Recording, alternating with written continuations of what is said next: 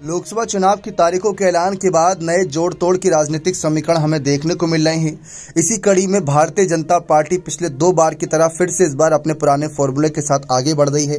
Party की नज़र इस बार फिर से ओबीसी वोटर्स पर है, लेकिन सबसे खास बात यह है कि इस बार बीजेपी को दोहरी चुनौती का सामना करना पड़ेगा। जी हाँ, इस बार चुनाव में अखिलेश यादव अपनी पुरानी रणनीति से अलग पीडीए के फॉर्मूले पर चलते नजर आ रहे हैं।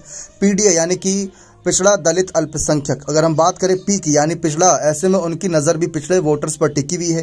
बीते 2 चुनावों की हार के बाद वे इस बार नए रास्ते निकल पड़े हैं। कांग्रेस इसी फॉर्मूले पर उनका साथ देती नजर आ रही है।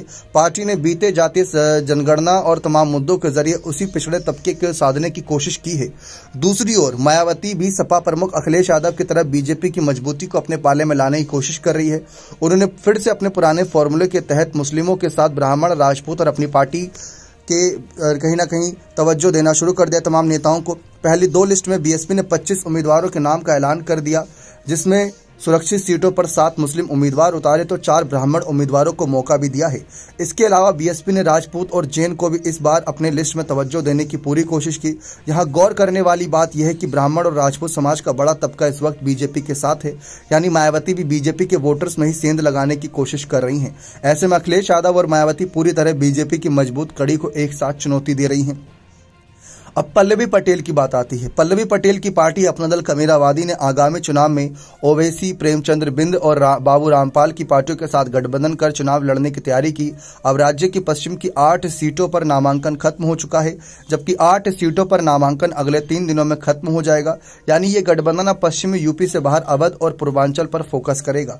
तीसरे मोर्चे के नेता पल्लवी पटेल, प्रेमचंद्र बिंद और बाबू रामपाल ओबीसी समाज का प्रतिनिधित्व करते हैं, जबकि राज्य में करीब 37% ओबीसी वोटर्स हैं। अब पश्चिमी यूपी के बाद जब अवध और पूर्वांचल में चुनावी रणनीति का ये नेता धार देंगे तो बीजेपी के लिए सीधी चुनौती होगी, क्योंकि इन दोनों ही इलाकों में ओबीसी तबका पूरी तरह बीजेपी के साथ है। राजनीति के जानकार माने तो आगे इन तीनों नेताओं के चुनाव लड़ने का असर पूर्वांचल और अवध के इलाकों में देखा जाएगा।